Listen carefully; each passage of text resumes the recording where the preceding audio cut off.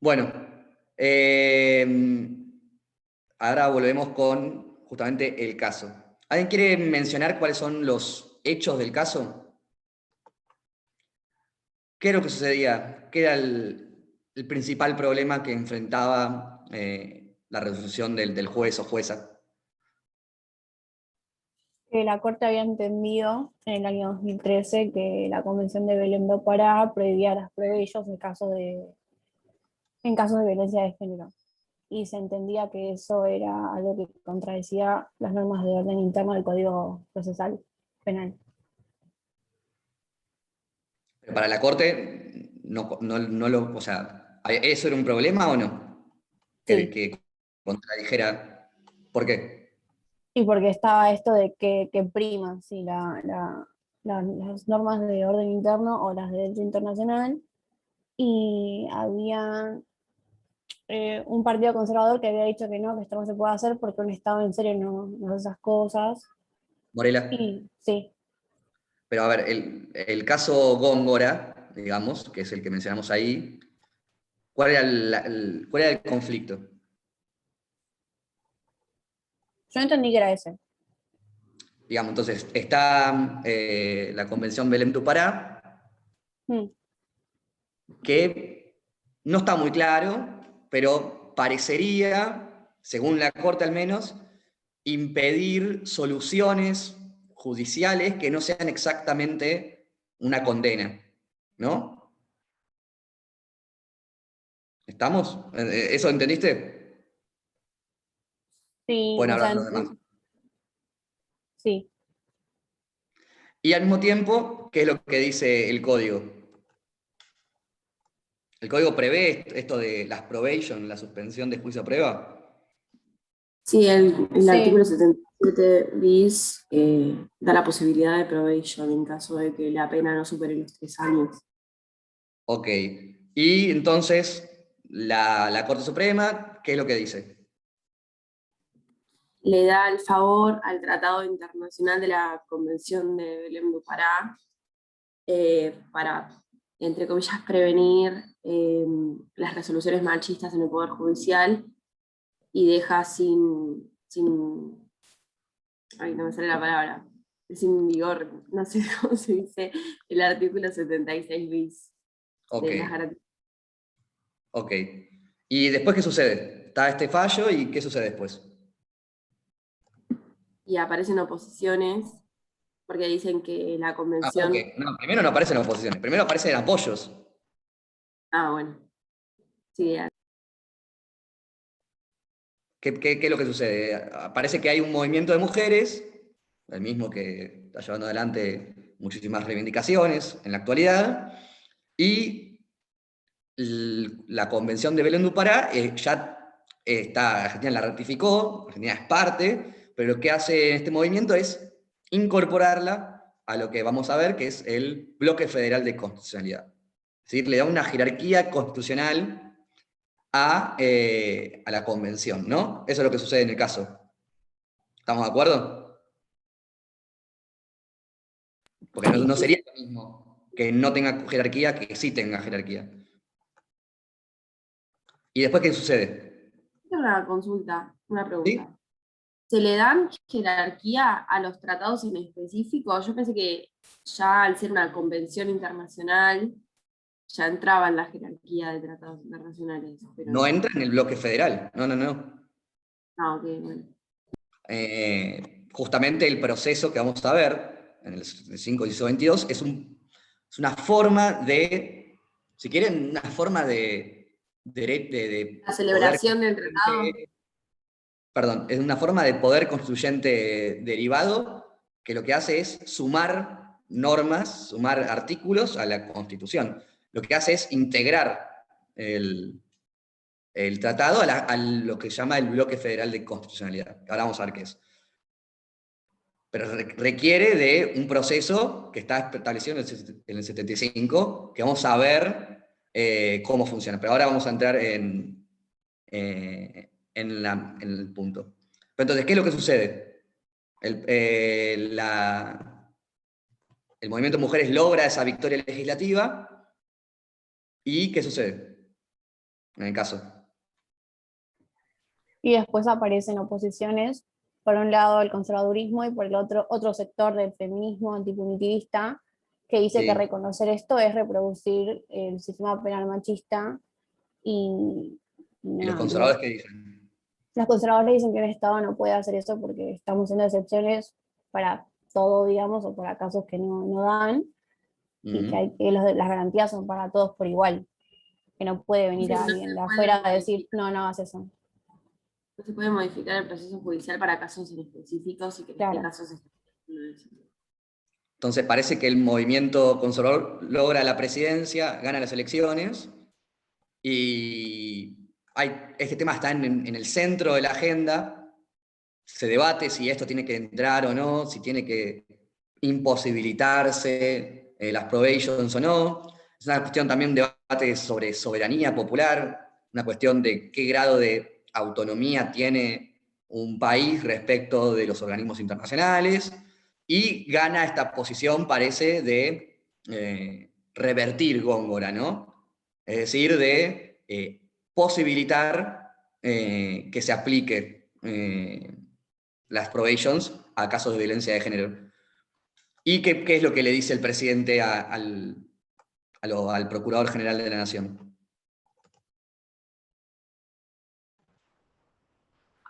Que aplique su ideología, lo que venían prometiendo en campaña.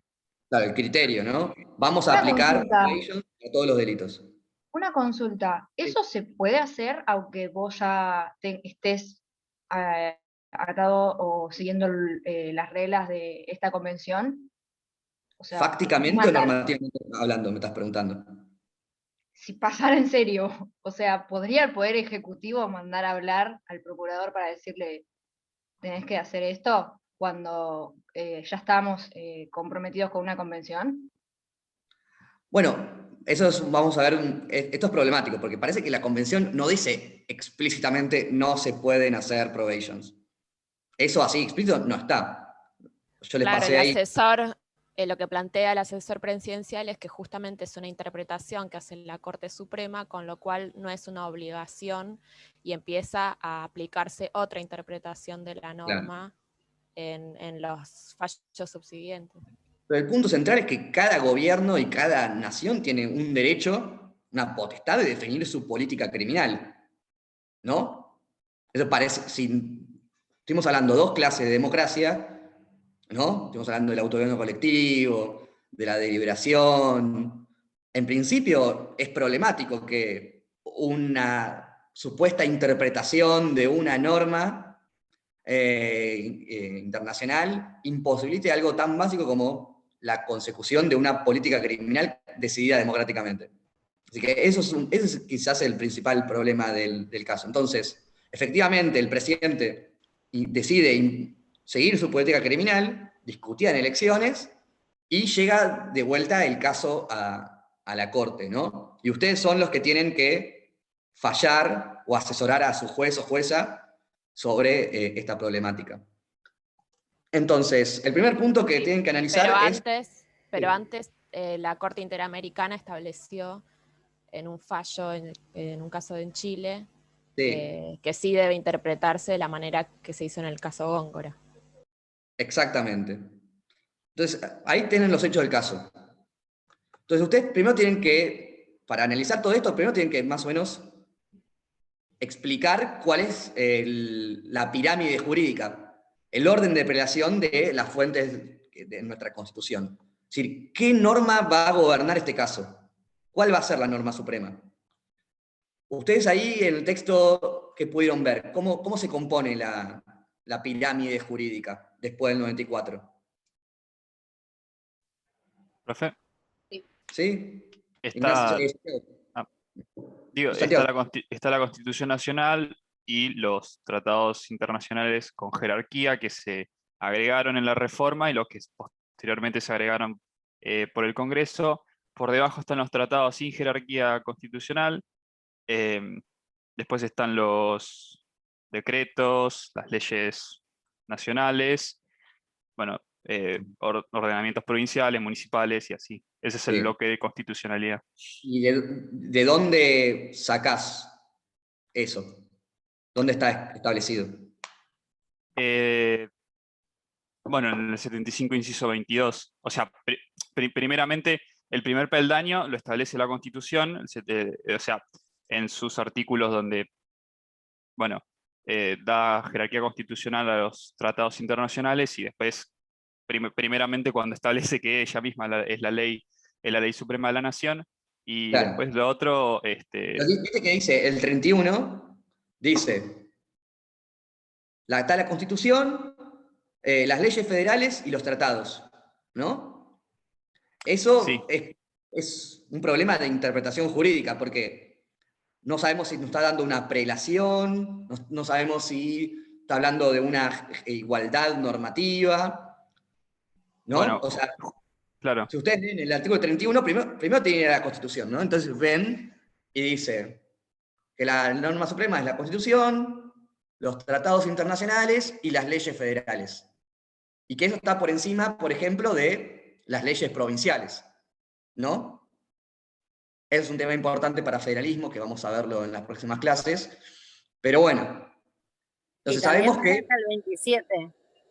¿Cómo? Y también tenés el 27. Ahora vamos con el 27. Ahora vamos con el 27. Pero en principio está estas tres tipos de normas, y no sabemos muy bien cuál es la suprema, porque no hay específicamente un orden de prelación. Entonces, eso fue sujeto a debate en la doctrina argentina de cuál era la relación entre estos tres tipos de normas. Por un lado, estaban aquellos que decían que claramente la Constitución, al establecer un orden, es decir, ponen una primera, otra segunda y otra tercera, establece que ese es el orden de prelación. Otros consideraban que había una igualdad normativa entre estas tres fuentes. Es decir, que se aplica, que en principio eran todas iguales y que norma posterior deroga norma anterior. Entonces, si Argentina tenía un principio constitucional A y después ratificaba un tratado que establecía el criterio opuesto, en principio, a priori parecería que regía la cláusula del Tratado Internacional. Pero si después se sacaba una ley contradiciendo una particular cláusula del Tratado Internacional, la que gobernaba el caso era la ley. Incluso una ley federal podía modificar un tratado internacional, ¿no? Entonces, estas dos posiciones fueron defendidas en la Corte alternativamente. La Corte iba variando su interpretación del artículo 31. Ahí tiene el fallo Merck, tiene el fallo Martín, para ver estos problemas. Entonces, había un debate en la doctrina sobre cómo era la jerarquía. Y un poco eso terminó siendo un poco saldado pre-reforma con el fallo Ekmejian contra Sofovich, que imagino que lo leyeron porque se los dan en el CBC siempre. Entonces, ¿qué es lo que dice Ekmejian? Básicamente que el Tratado de Viena, ¿no? Eso lo escucharon en el artículo 27 de la Convención de Viena, lo que hace es imposibilitar a un Estado de no cumplir con un tratado internacional alegando derecho interno. Para la Corte, esto significaba que el derecho internacional era superior al derecho nacional. Así que tenía una jerarquía superior. La Corte ahí se encarga de aclarar que es superior a las leyes, pero no a la Constitución. Pero el principio se podría aplicar también a la Constitución. Si uno se toma muy en serio el artículo 27 de la Convención de Viena, uno puede decir, bueno, una norma de derecho interno puede ser una Constitución, y si una Constitución va en contra de un tratado, el Estado no puede dejar de cumplir con lo previsto en el tratado. Sí, Ignacio. Tiene que modificar sus normas internas y amoldarlas a las leyes del tratado. Claro, y eso parecería ser un problema si tomamos esta forma de interpretar Ekmejian. Ahí, no sé si vieron que el texto tiene una posición diferente al respecto. Lo que dice Samantha Viscardi en el texto es otra cosa. Es no necesariamente ser responsable internacionalmente significa que nosotros tengamos que reordenar nuestro sistema jurídico a la luz de este tratado. O sea, no necesariamente que seamos responsables internacionalmente nos obliga a cambiar nuestro ordenamiento interno, pero sí nos hace responsable internacionalmente, por lo menos. Sí, Ignacio. Te quería hacer una consulta. El artículo 27 de la Convención de Viena habla de tratados, pero Sí. nosotros estamos dando la institucional solamente a los de derechos humanos. ¿Hay alguna estamos tensión hablando en ese antes del sentido? 94.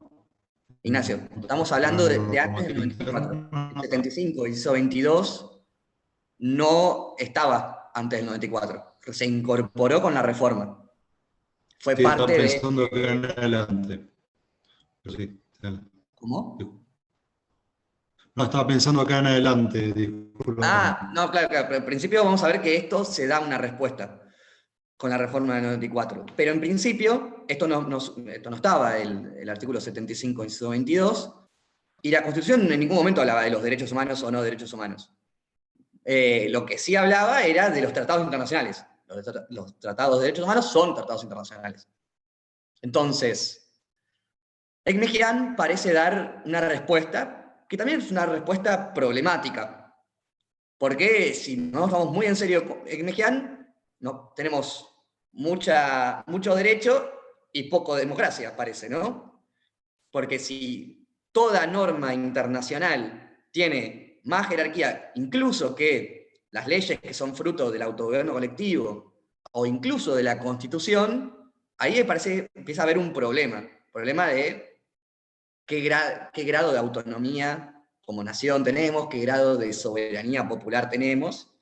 Pero bueno, esto en parte es corregido, si quieren, por la reforma constitucional. ¿Y cuál es la respuesta que se da en la reforma? Yo entiendo particularmente que después de la reforma la pirámide queda en la cúspide, la primera parte de la Constitución, abajo la segunda parte con los tratados internacionales de derechos humanos con jerarquía constitucional, y sigue igual que antes, como lo que dijo el compañero, porque los tratados se entienden... ¿Cómo? ¿Cómo? De vuelta. ¿Todo? Sí, por favor. Yo entiendo, después de la reforma, por el Sí, 75, inciso 22, que la pirámide jurídica queda en la sí. cúspide, la primera parte de la Constitución. Después abajo, la segunda parte, más los ¿Por tratados qué? internacionales. Por esto que dice de que en las condiciones de su vigencia tiene jerarquía constitucional, no era un artículo alguno de la primera parte de esta Constitución y deben entenderse complementarios a los derechos y garantías por ella reconocidos. Yo eso lo interpreto como que prima la primera parte de la Constitución. ¿Y cómo justificarías eso? O sea, ¿qué otro artículo te podría ayudar, si querés, en esa forma de interpretar? La verdad yo solo me puedo agarrar de este artículo y del 31, porque no hay uno que lo exprese mejor. El 27 creo de la Constitución, ¿no? A ver, ¿qué dice Mari del 27? Ay, espera, no la tengo a mano. Ahí te digo. Yo lo tengo. Bueno, ¿querés leerlo, Morela? Dale. El gobierno federal está obligado a afianzar sus relaciones de paz y comercio con las potencias extranjeras por medio de tratados que estén en conformidad con los principios de derecho público establecidos en esa Constitución.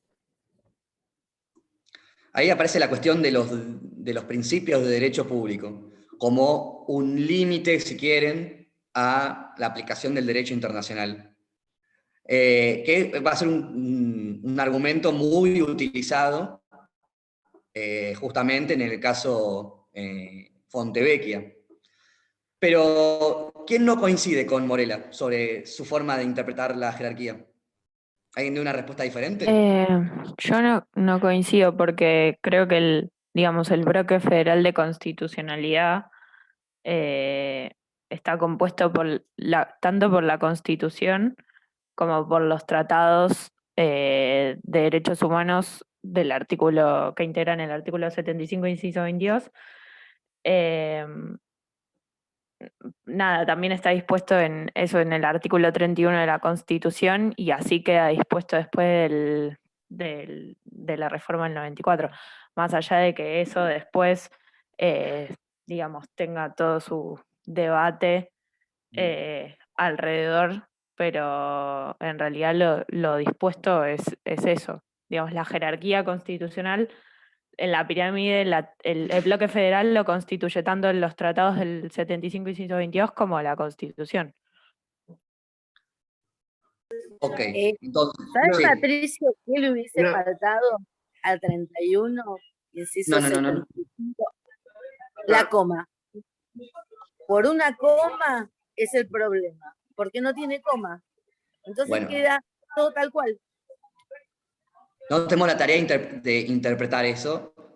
Tal vez Pero- podemos mañana poder revisarlo, pero no tenemos la tarea de interpretarlo como juristas y como estudiantes de Derecho. Sí, Nico. Una aclaración importante.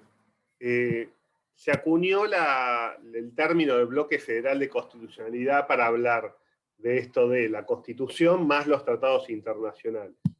Hay que tener cuidado cuando uno usa esta terminología, porque si uno la utiliza completo, se entiende de lo que estamos hablando. Se habla de bloque federal de constitucionalidad. Se entiende, no está en la Constitución, es una creación doctrinaria, está bien, pero por lo menos se entiende que se está hablando de la Constitución más los tratados internacionales de derechos humanos.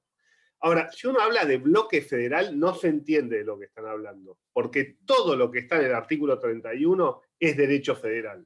De hecho, el artículo 31 de la Constitución lo que está estableciendo es la supremacía del derecho federal sobre el derecho local o provincial. Por eso tiene un problema de interpretación respecto de qué norma de las del 31 son superiores a la otra respecto al 31, porque el constituyente no estaba pensando en ese problema. El constituyente estaba pensando en, mira, el derecho federal, cualquiera sea la Constitución, los tratados o las leyes, son superiores al derecho de las provincias.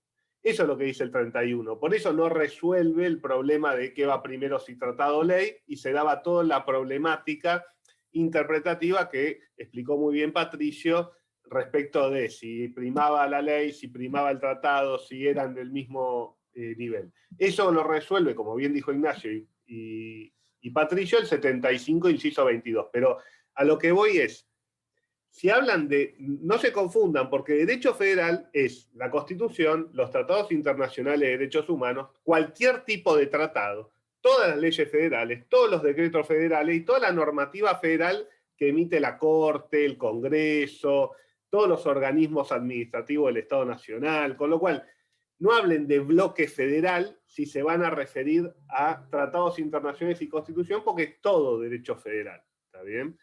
Digo porque si no, después vamos a empezar a tener podemos llegar a arrastrar un problema por el mal entendimiento de lo que se refiere a derecho federal o derecho no federal.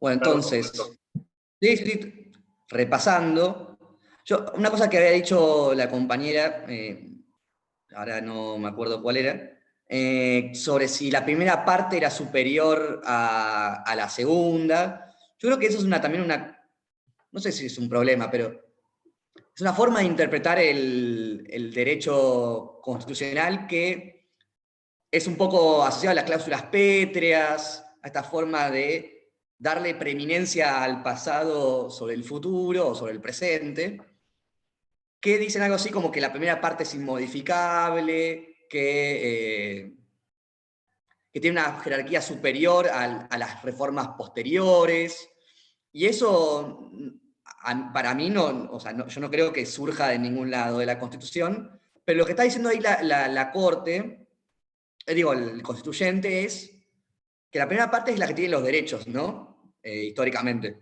Cuando se refiere a la primera parte es la parte dogmática.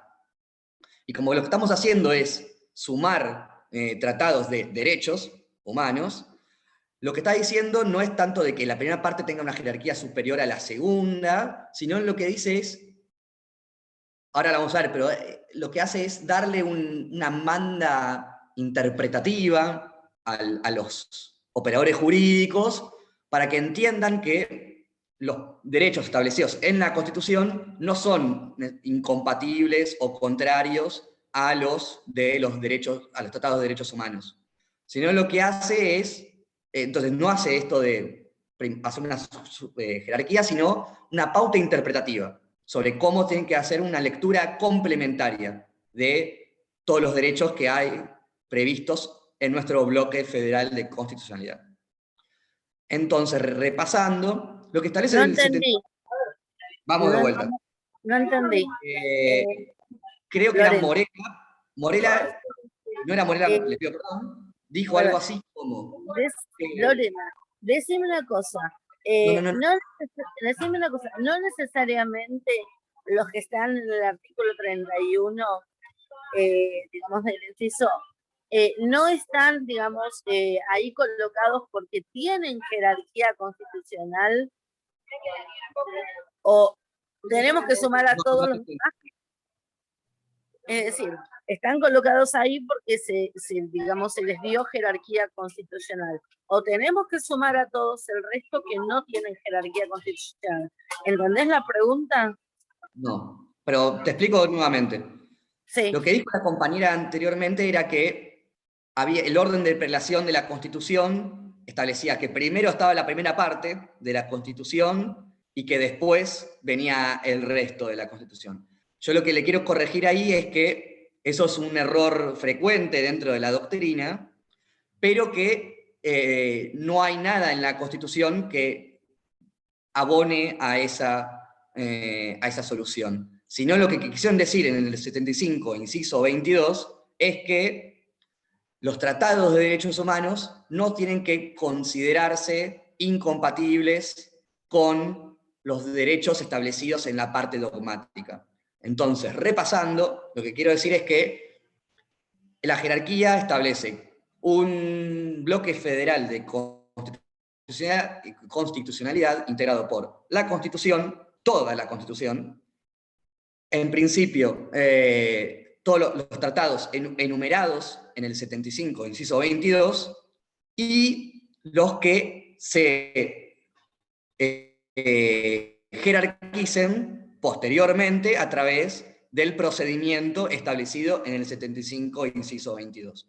Lo que sucede en este caso particular, donde Argentina había ratificado simplemente Belém do Pará y ahora le da una jerarquía normativa. Así, como eso lo tienen que ver en la clase ver de vuelta en la clase de reforma, el procedimiento que se tiene que seguir. El procedimiento que se tiene que seguir es el de la aprobación por 2/3 de los miembros totales de cada una de las cámaras.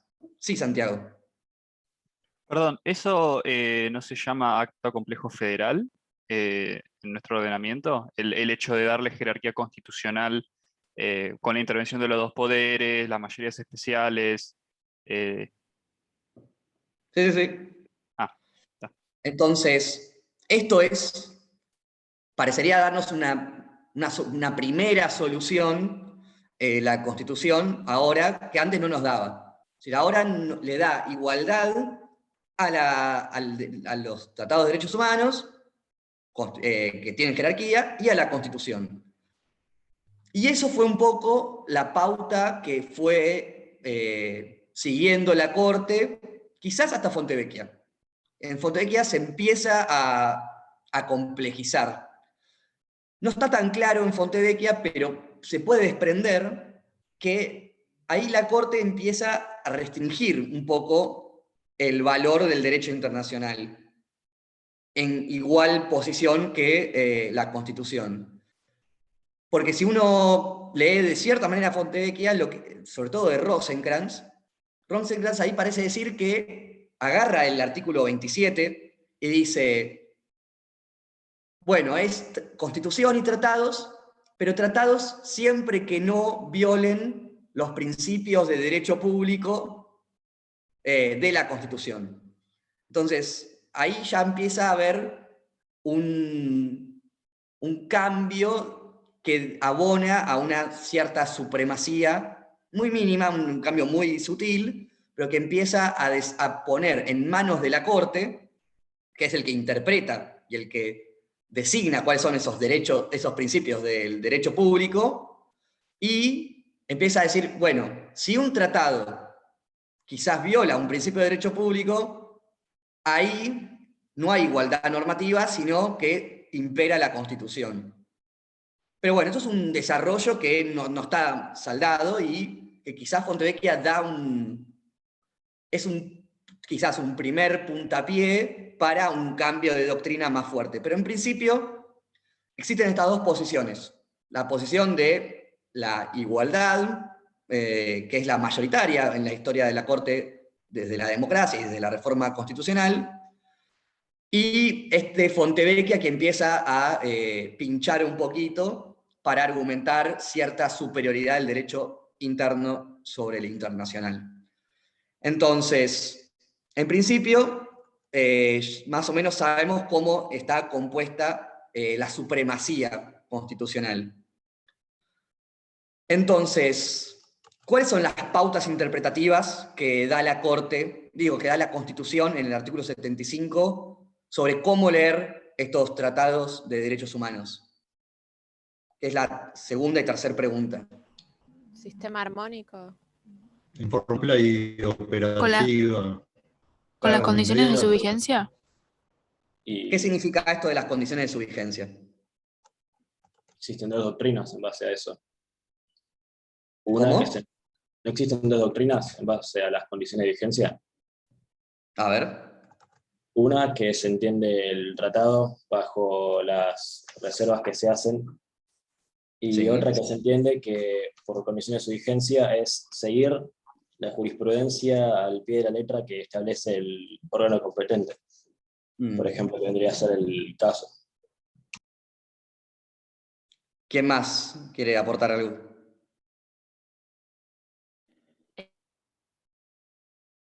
¿Candela?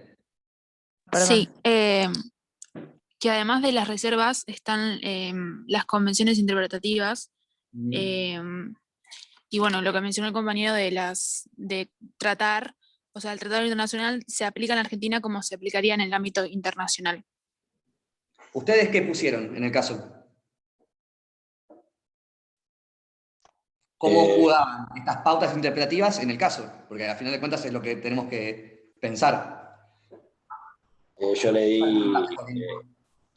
preponderancia a la Corte Interamericana de Derechos Humanos porque junto al 75-22 que establece condiciones de vigencia y la Convención de Viena es imposible poder contrariar el derecho internacional con el artículo 27 o 31. Ok, entonces vos argumentabas que Argentina, que en este caso la Corte tenía que seguir sosteniendo Góngora. Y sí, porque el 26 de la Convención de Viena dice que hay que entenderlos de buena fe, junto con la interpretación de la Corte, junto con que tenemos que aplicar la interpretación de la Corte, no había otra salida más que seguir la buena fe y el juicio de la Corte Interamericana. Entonces, vos adoptás una postura más, la segunda postura sobre condiciones de su vigencia, ¿no? Sí, yo digo que si adoptamos el derecho internacional como derecho nacional, tomemos el compromiso de seguir esto de manera igual a la Constitución. ¿Quién no coincide con Joaquín? Yo no coincido personalmente. ¿Por qué? Yo creo que tenemos que tener, esto lo dijo también la autora Frascardi, puede ser, que hay que mantener al menos una reserva soberana del Estado. O sea, me parece que no hay que imponer el derecho internacional sobre el nuestro, básicamente porque tampoco, no es que no hicimos nada de lo que nos dijeron, solamente no revocamos la sentencia en el fallo Fontevecchia, por ejemplo. No, pero no metamos en el caso Fontevecchia. Estamos Bien, hablando de... En este particular me parece que aplica lo mismo. Ok, entonces, acá los compañeros... Y además, ¿dónde queda nuestro derecho interno? Ahora seguimos. Parecería haber dos posturas sobre qué significa en condiciones de su vigencia. La Corte, con el paso del tiempo, fue adoptando la postura que mencionaba Joaquín antes, que las condiciones de su vigencia implica no solamente las reservas y las declaraciones interpretativas, sino que también integra la forma en la cual los tratados son aplicados por sus órganos de implementación. Entonces, en el caso la Convención Americana, la forma en que la Convención Americana lee Belém do Pará es obligatorio, llegó a decir la Corte, para los jueces internos. Entonces, para una parte de la historia o de la jurisprudencia de la Corte, lo que dice la Convención es obligatorio para la justicia argentina. Y de hecho esto fue lo que pasó, por ejemplo, con el caso Simón.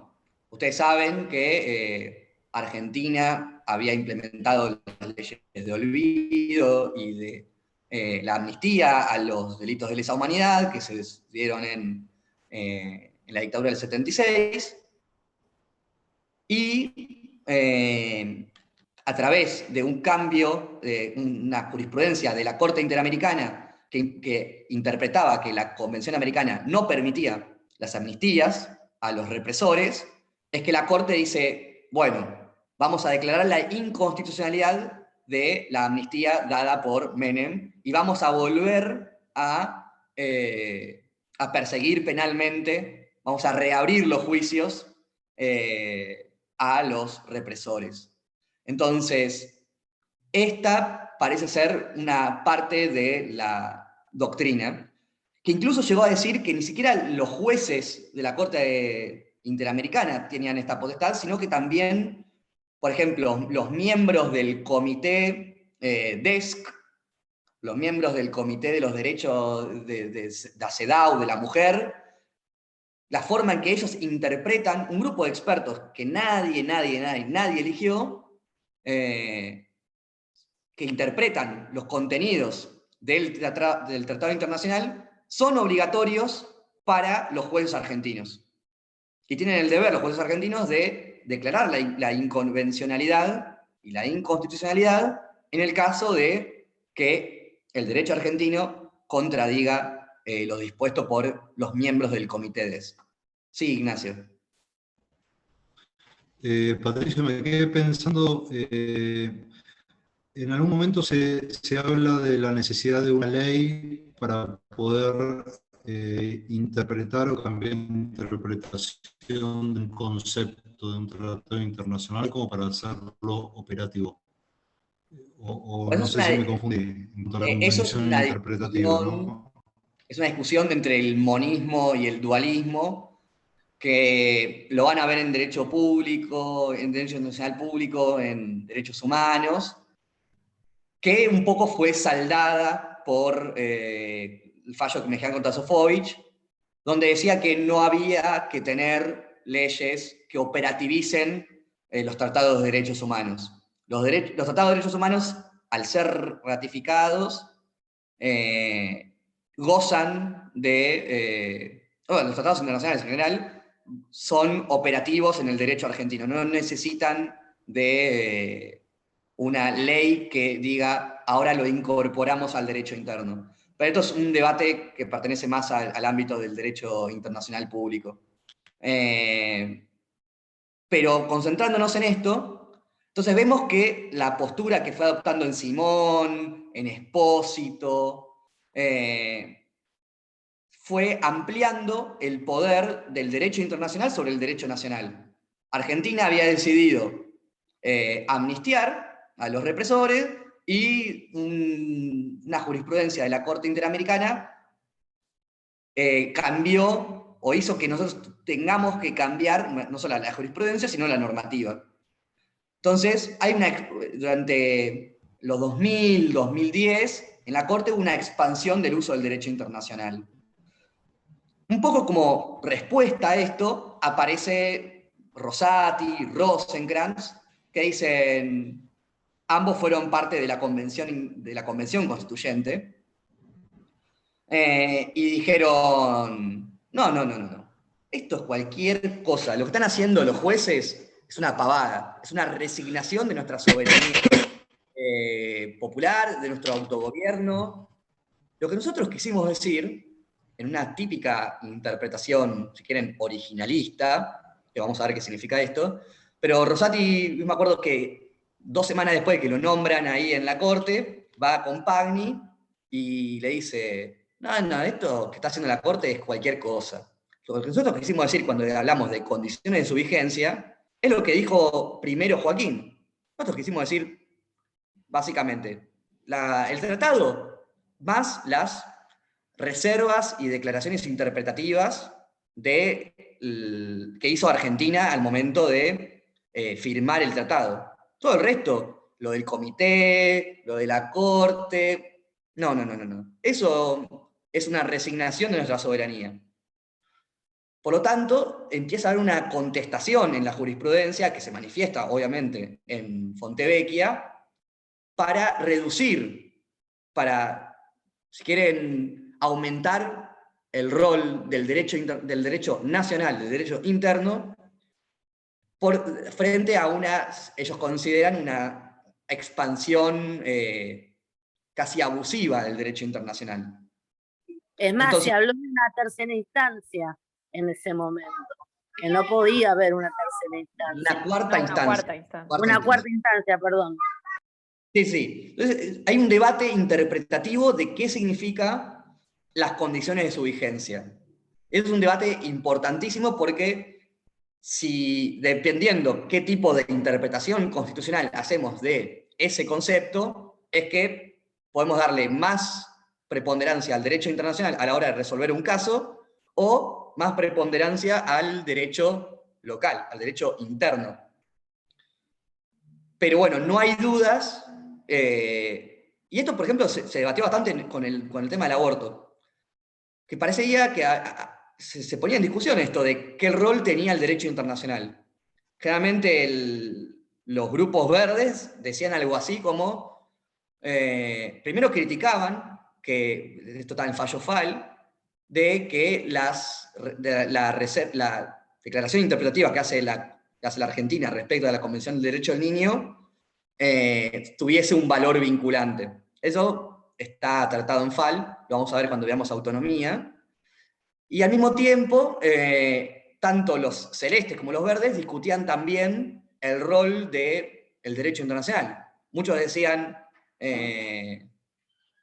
la Convención Americana de Derechos Humanos prohíbe el aborto porque defiende el derecho a la vida, que no está establecido particularmente en la Constitución argentina.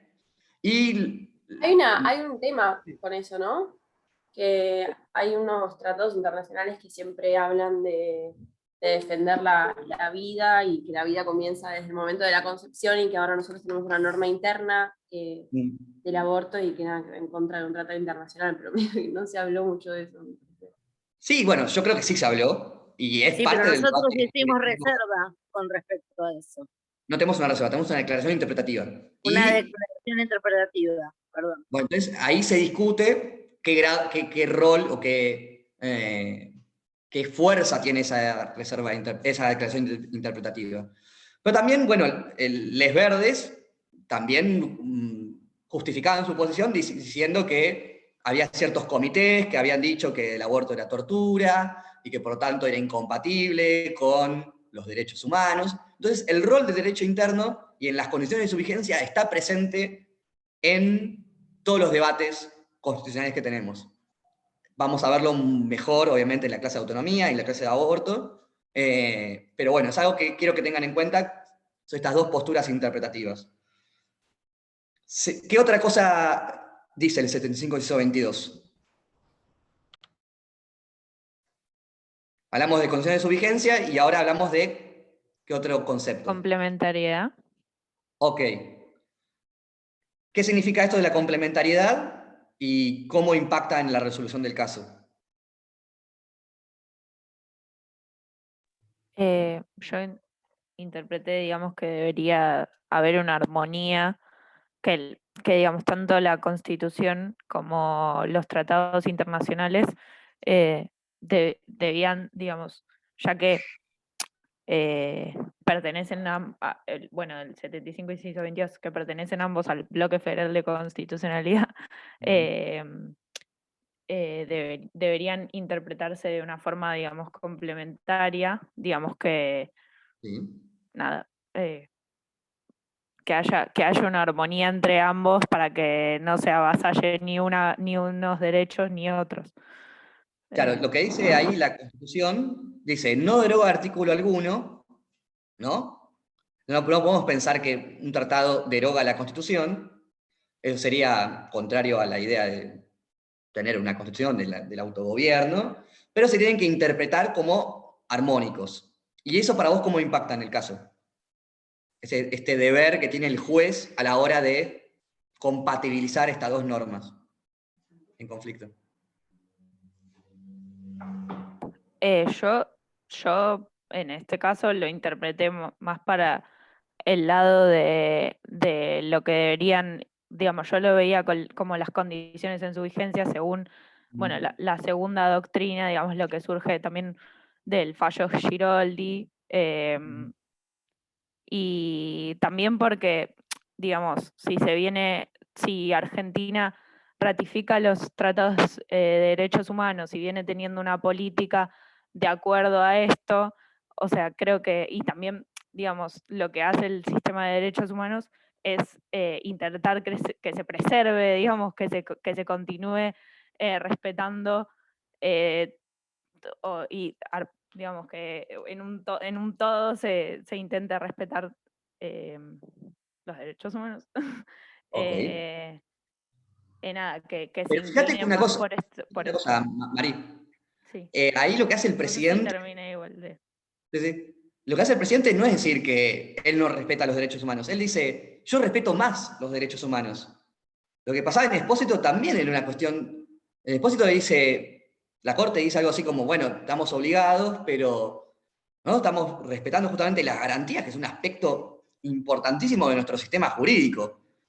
Entonces, no es que es derechos humanos contra una ley que viola los derechos humanos, sino que ambas pretensiones reivindican el valor de los derechos, las garantías, de los que según entienden puede ser como parte de los principios públicos del derecho local.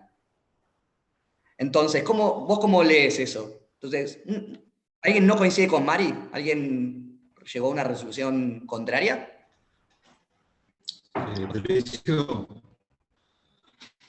¿Sí, sí? No, yo lo que puse es que los jueces, de acuerdo a lo que dice la Corte, están impedidos de analizar algo que ya lo hicieron los constituyentes. O sea, la interpretación armónica complementaria entre la Constitución y los tratados de derechos humanos ya se hizo en la Constituyente. No pueden volver a interpretar. En la Constituyente no, en la incorporación en ambas cámaras. Pero, ¿eso a qué solución Sí, perdón, al incorporar, al votarse el tratado. Está bien. Cuando se incorpora el tratado, entonces, ¿a qué solución te lleva eso?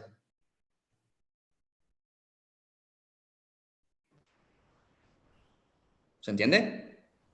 No te Vos decís... Que te lleva a plantear, que te lleva a plantear que justamente es armónica la convivencia entre la interpretación que hace la Corte y los principios de derecho público, o sea, entre la norma interna y la interpretación que hace la Corte Interamericana. Ok, pero no, nosotros tenemos ahí el deber de... No la Corte Interamericana. Nosotros tenemos como jueces, ustedes tienen que decirle, ¿qué norma se tiene que aplicar?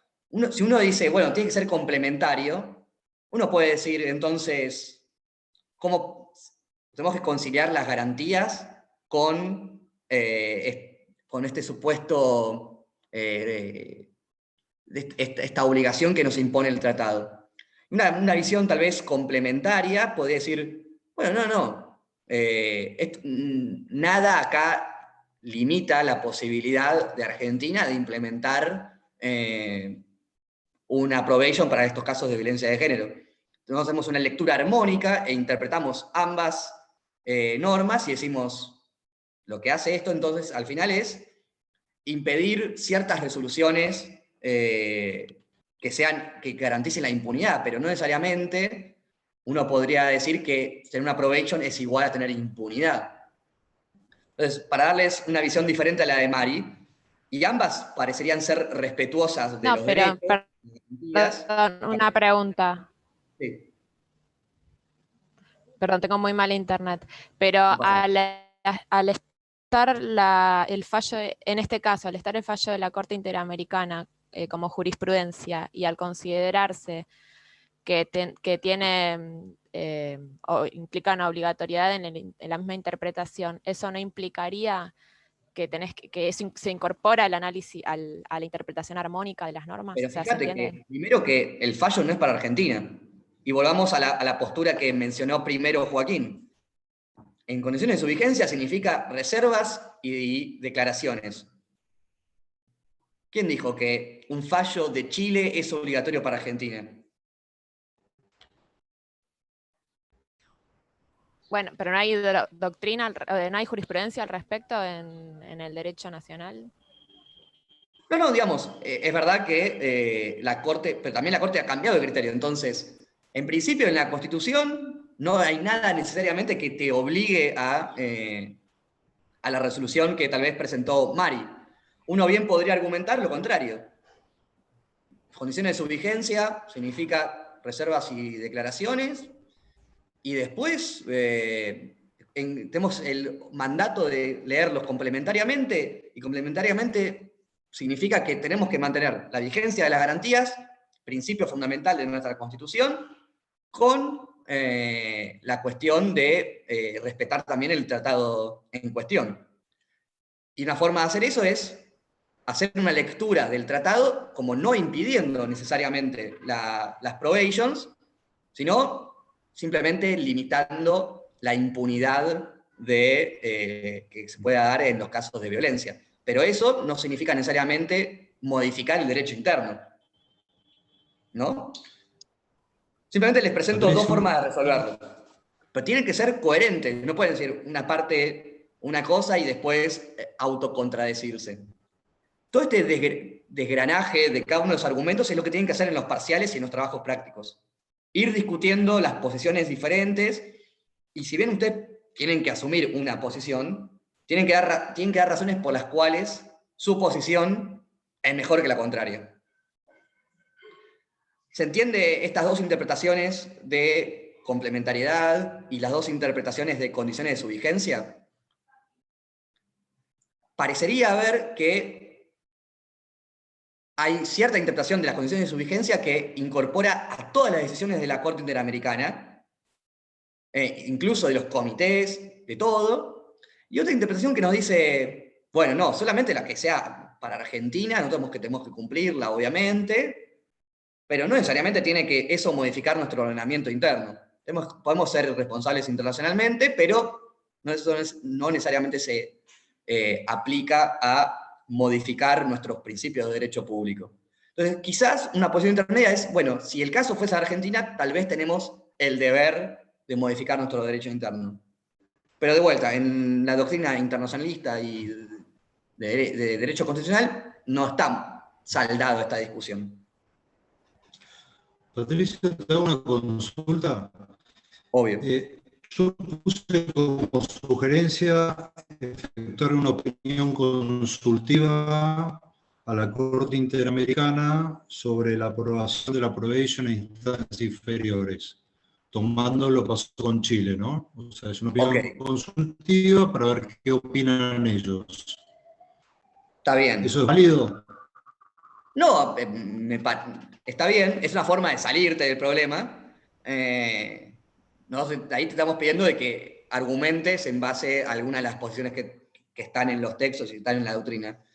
Uno podría hacer eso siguiendo una noción más deliberativa, dialógica, que un poco está en el fallo de Rosati, pero parece que el presidente no quiere hacer eso, ¿no? El Estado argentino no quiere a llevar adelante esa consulta. Ellos quieren hacer las probations. Pero la jueza sí. Entonces no parecería ser útil, porque además vos no puedes obligar, como juez de la Corte, a obligar al presidente a hacer esta consulta. Pero parecería que no resuelve el caso lo que vos estás planteando. Ok. ¿Quieren hacer una pausa de 5 minutos y seguimos? Dale. Vamos y 10.